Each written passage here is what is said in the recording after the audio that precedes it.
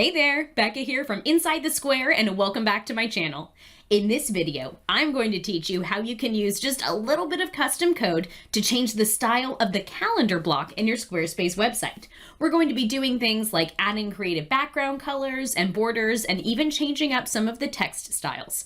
Now, if you're brand new to CSS, I will walk you through this step by super simple step, but I do have a free training available at insidethesquare.co/learn. There you can learn more about exactly what CSS is, how it works with Squarespace, and I've got a few more practice codes for you to try. So check that out, insidethesquare.co/learn. But if all you want to do is work on that calendar block today, you're in the right place. Let's go ahead and hop into Squarespace and I'll show you how this works. So here we are in Squarespace, and I do want to mention I am using the Fluid Editor in version 7.1, but these codes will work for any version of Squarespace. So your editing experience might look different, but this content block will be the same. So really quickly, I'm going to hop into edit mode and show you here. I just selected add block. Again, I'm using Fluid Engine, but however you can add a content block, even in an older version, what you're going to want to find is your calendar block. That's what we've added here. So if I double click on this calendar block, you can see you can assign this to a blog, events, a product, or a single column blog. Like, you've got a lot of different options here. However you want to display your events, blog posts, products, or gallery images as a calendar, you can set that up here. I'll link to this learn more in the video description below. So once you have that assigned to something, so dates will show up on your calendar here, what we're going to do with CSS is give this calendar a border. We're going to change the month and the year text style. Right here it says August 2022, and we're going to change that.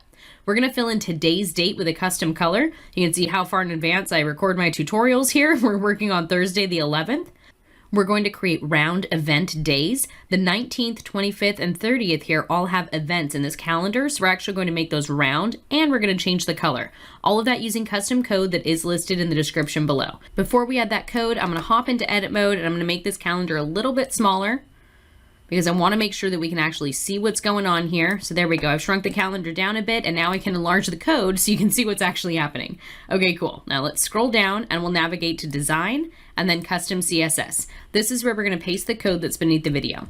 So this first code here gives a solid red border to the entire calendar. So I can make this 3px if I want to. I can make it, let's say my favorite shade of teal. We can go ahead and do that one. You can also give it a border radius if you want to curve in those edges. Here I'll say border radius 15px, and that curves the edges in. And we can also use this to give it a solid color background if you want to stand out a little bit more. I'll add another semicolon and I'll say background, just a light gray. There we go. Now my calendar has a different color and a different border, all of it using this selector, which is basically the code name for what this calendar content block is. So we've added a border, adjusted the width of the border, the style, and the color, and then we went ahead and gave it a border radius to curve in those edges there, and we gave it a solid background color. Now let's change the month and the year text style. The selector for that is this one right here, YUI3 calendar header label. I'm going to open up a curly bracket and let's say text transform uppercase. Now it's all uppercase. Let's give it a little letter spacing as well. We can say letter spacing, how about 0.5 rem? There we go. Now it's spaced out a little bit. Let's say we want it to be super bold. I can say font weight 900. That's the boldest that this font will go. You might be a little limited to what your font is capable of. I just happen to know that this font can go all the way to 900, so that's why I've added that. And let's go ahead and change the color. We'll make it pink. And that's really hard to read. Let's go ahead and make it purple. There we go.